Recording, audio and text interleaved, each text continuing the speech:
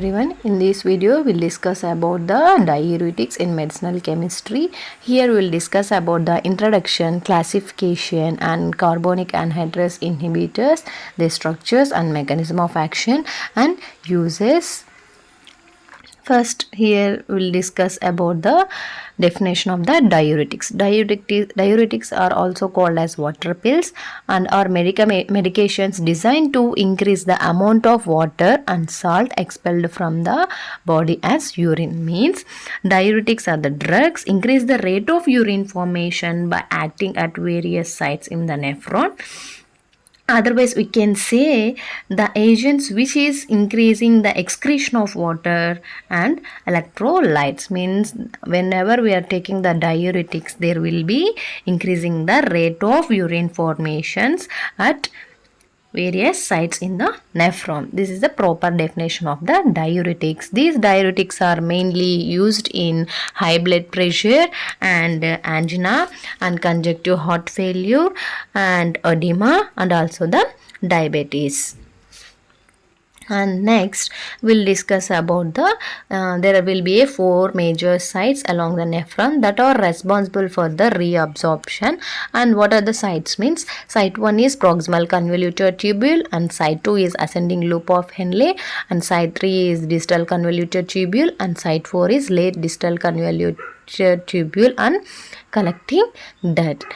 These are the 4 major sites which is responsible for the reabsorption. Okay, based upon these sites only our classification will be divided. And in site 1 diuretics we are using carbonic anhydrase inhibitors. What are the examples? Means astazolamide, methazolamide, dichlorphenamide and chloraminophenamide.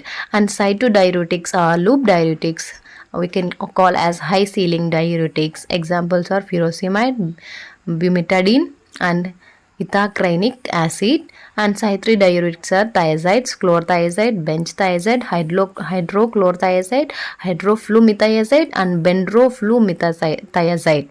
These are the example for the thiazide classification. And site 4 diuretics are potassium sparing diuretics.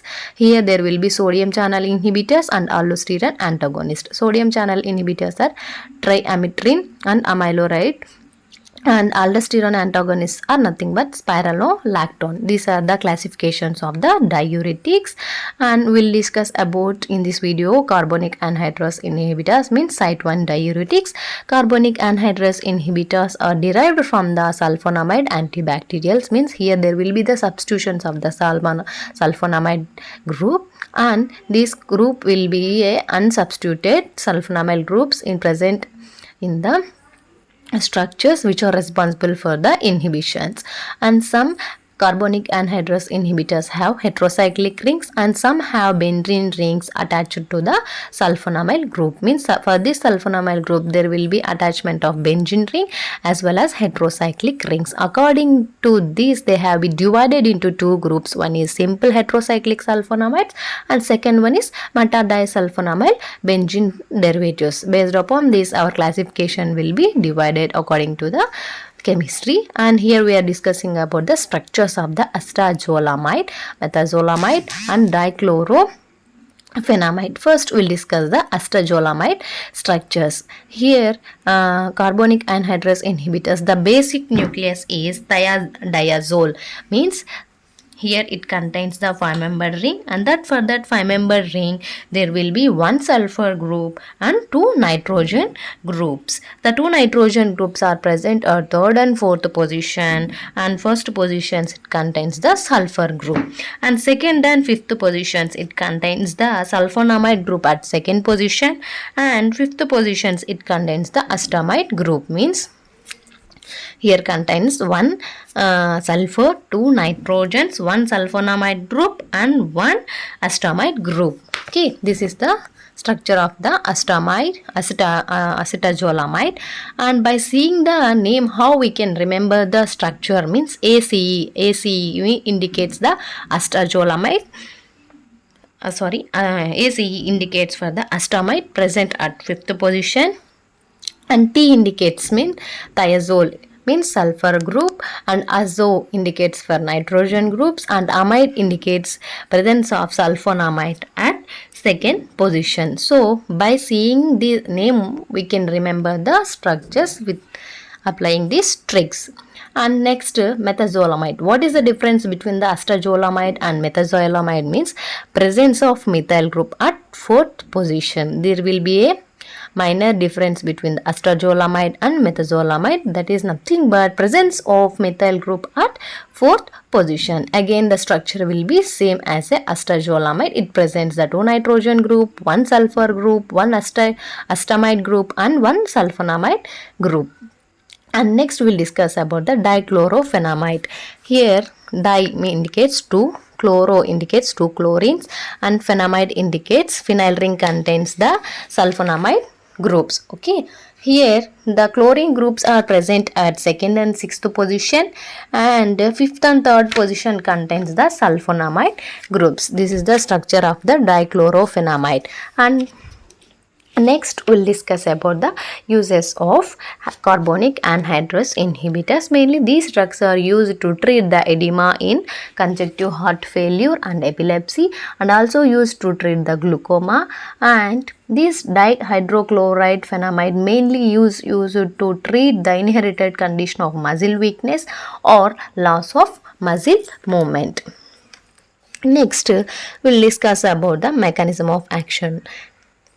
Already we have discussed these carbonic anhydrides are mainly the action will be shown at site 1, means site 1 their action will be shown, that is nothing but the proximal convoluted tubule. The mechanism will be work in this part only, means in this site only. What is the mechanism of action? Means the reabsorption of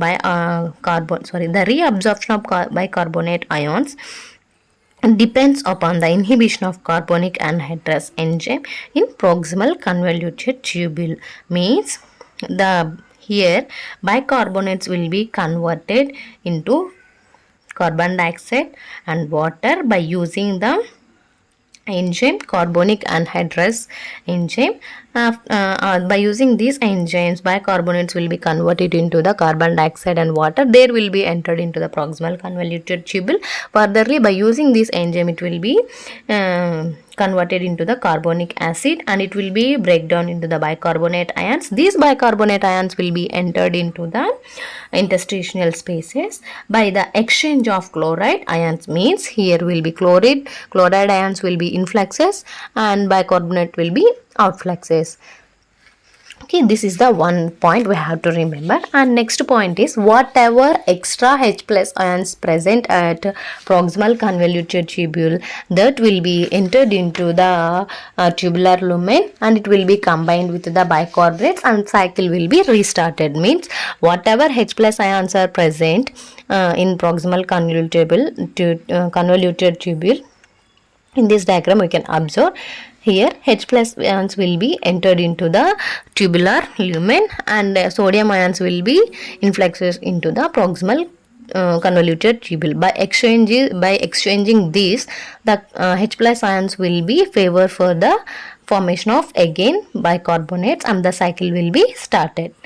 And this sodium will be favor for the reabsorption of bicarbonate, so that only we have to inhibit the here carbonic anhydrous enzyme. Whenever we are inhibiting by using the carbonic anhydride drugs, the enzyme will be inhibited, and there will not be conversion of carbon dioxide and water, and they will not be entered into the proximal convoluted tubule, and there will not be conversion of bicarbonates ions. There will not be exchange of the chlorines and bicarbonates, so that we can inhibit the this carbonic anhydrous enzyme. This is the small mechanism of action of the carbonic anhydrous inhibitors. Okay, in next video we'll discuss about the loop diuretics and their classification and mechanism of action and uses. Okay, thank you.